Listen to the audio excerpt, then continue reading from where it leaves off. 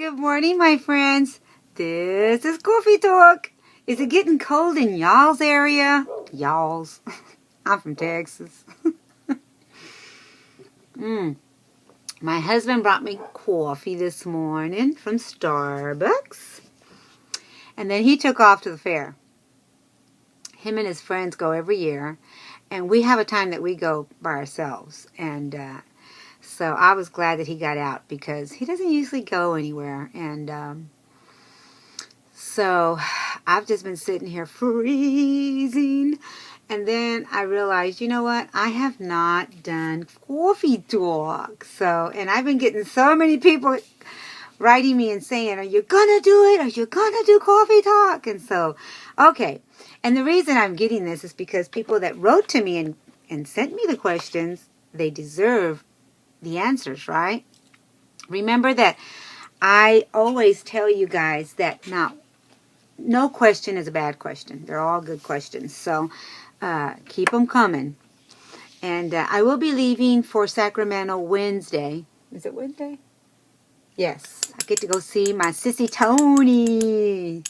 She's become a sissy to me. I tell her she's the oldest one. I'm the young one. And we'll do silly coffee talk at her house. You guys know what that means. So you guys will have fun watching that. But this is a serious question, so let's get on. This came from a viewer from someone that watches me. And I never reveal anyone's name, so you don't have to be embarrassed with any of your questions. What are your tips to keep you motivated to stay on the path of weight loss surgery and weight loss and to loving the new you? A lot of times we have to just stand in front of the mirror, look at our body as we're progressing in our weight loss, and learn to love ourselves. And we're never going to like everything about us. Come on. How many times have you guys heard me talk about my hips? But then I have to remember, where I came from. I don't have very many pictures, guys. I have this, I lost everything when I left Dallas. I mean, I literally lost everything, even my home. And I have no photos. I have no pictures. And the very little ones that I have I treasure them, So those are the pictures that you guys see over and over and over, and I apologize. But I'll be putting in a before picture right here.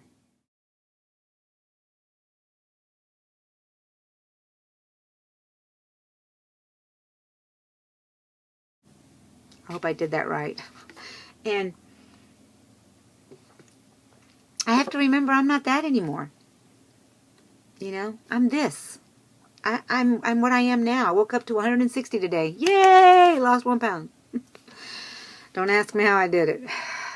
Nothing's changed, guys. The only thing that's changed is that I'm doing this. And maybe it's finally doing what it's got to do. I still don't have the energy that I want. But anyway. And then I have to think about self-talk. I wrote some things down. So positive self-talk is a very important daily habit of mine. Because I can be negative on myself. Just as I can be positive, I can be negative. We all can. And you're asking me the question, so I'm going by what what tips I have. And, just as you self-talk to yourself and tell yourself, you're doing great, Rosemary.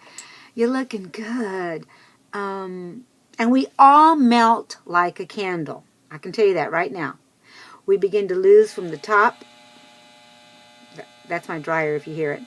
We lose from the top to the bottom. And sometimes that bottom takes a little while. And come on. It's just the way your body was built, right? My body is a curvaceous body. Some people say, well, I lost all my behind and I lost all my top part, and I guess I should call myself fortunate because I still got the top and I still got the bottom. So I have to laugh about that. Okay. I'm all over the place. I hope I'm doing coffee talk right. I haven't done coffee talk in such a long time. And maintain a positive attitude. You gotta maintain a positive attitude. You do. And sometimes that takes sharing what you're feeling with us or with that one person that you can trust. Because I'm going to tell you something. Talking to a friend is important. But if that friend doesn't have weight loss surgery, is not weight loss surgery related, it's not going to be the same. So find somebody that you might know here on YouTube that you can communicate with, that you can, make a daily, conversation with, and tell them how you're feeling so that you can have, and usually it helps when someone has already gone before you to give you that help, that extra knowledge that you might not have. So that helps. And, okay, so, and read and listen to, reading information, listening to information as on YouTube helps. You growing not only physically, but you got to be growing mentally. It's a must. It's a must for us. And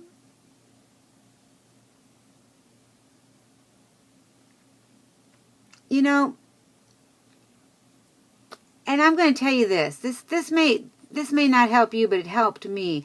I have to know that, for instance, right now with menopause, and I'm going through all this craziness, one day I'm 145 and I'm happy and I'm content and I'm trying to get to 130, and then all of a sudden, boom, I was back to 170. What the heck happened? Of course, I'm back to 160 now.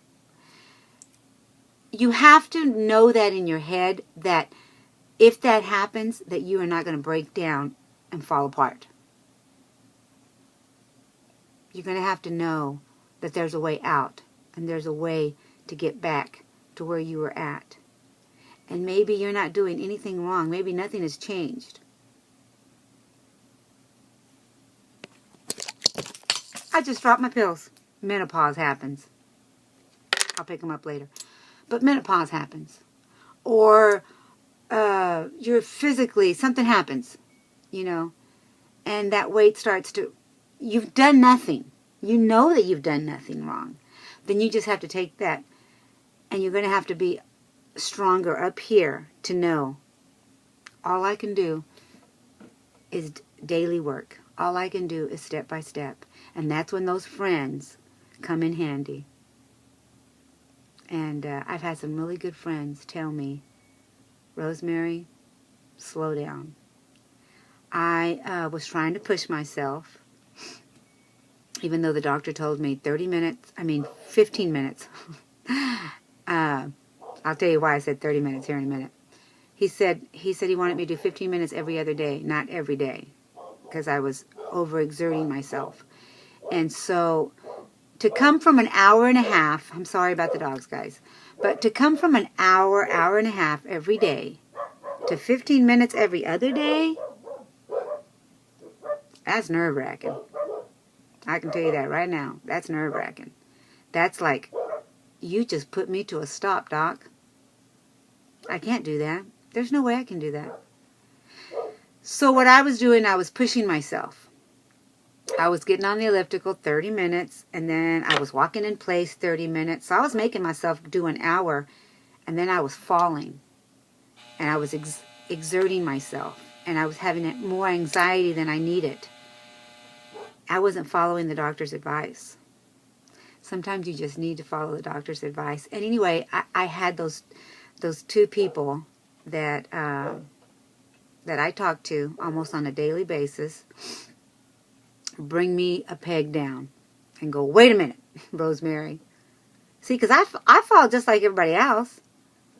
It ain't, there is no perfectness here. There is no perfect story. But I had to be brought down a peg. Rosemary, that's not what the doctor told you. And then I was trying to do some other things that didn't make no sense. And I needed to say, okay, stop. Stop and realize that your body can only do so much right now. And so, thank you for my friends, and you know who you are. Okay, share with others. I've told you that. And lastly, but not least, you know, we have got to remember that we're on a plan. There's a plan for us. You know, our doctors keep us on a plan. We have to follow that doctor's advice, you know. And don't forget that there is still, I still measure my food. People go, well, how do you know it's a cup of food? You know, I was never told to eat a cup of food. I found that out through you guys, YouTube. But it has come in handy to know what my bowls look like. I know what my bowls look like. Now, I'm not going to eat in a bowl all the time. I'm not going to take a cup with me everywhere I go. I have had to learn that, you know, what a cup of food looks like and how many ounces I can physically eat. I can physically eat about 4 ounces of meat, and that's way too much sometimes. 4 ounces to 6 ounces is what I eat. And I can serve myself 6 ounces, but I don't usually eat the 6 ounces. And I know that because of what I've had to put on my plate. 6 ounces is a lot of meat. So when you go to measure your food, now my weigher broke a long time ago. I don't weigh my food. I don't weigh my meat anymore. It just broke. So I've had to eyeball it. But I know more or less. And then I buy a lot of the frozen fish that already come compact, and they say there's 3 ounces in each little portion. The chicken, 2-ounce little pieces, things like that. So I still do all that. I still use my little measuring cups. I try and use my little spoons when I'm here at the house as much as possible because I am a fast eater. I will admit. I'm confessing. Confession time. I eat fast. And then I'm in trouble. You know, you guys, you've eaten fast. Oh, I'm at 12 minutes.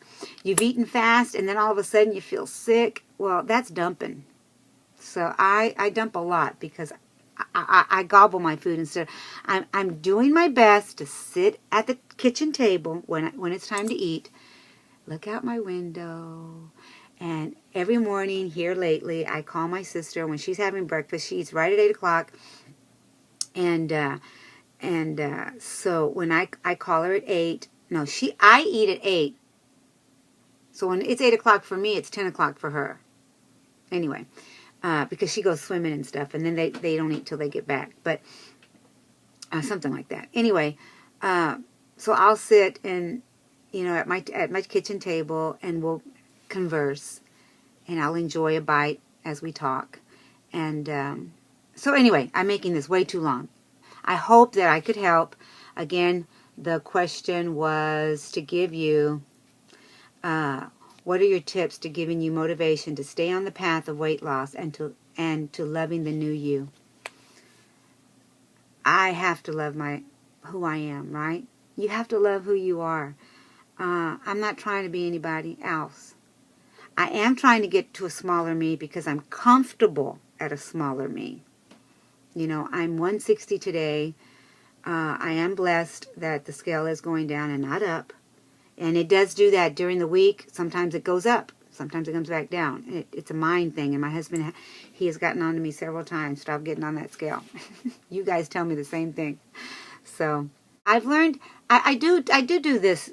If I'm going to make something for my husband, bread or whatever I've made here lately, I'll take a bite. I'll taste it. I'll take a slice. I'm not going to beat myself up about it, but I'm not going to make it a habit to have it every day. I made it for him. I tasted it. I know what it tastes like. I don't need any more. So, I love you guys. I hope this helps. Let me know. And thank you for Coffee Talk. I love you, and I'll be back.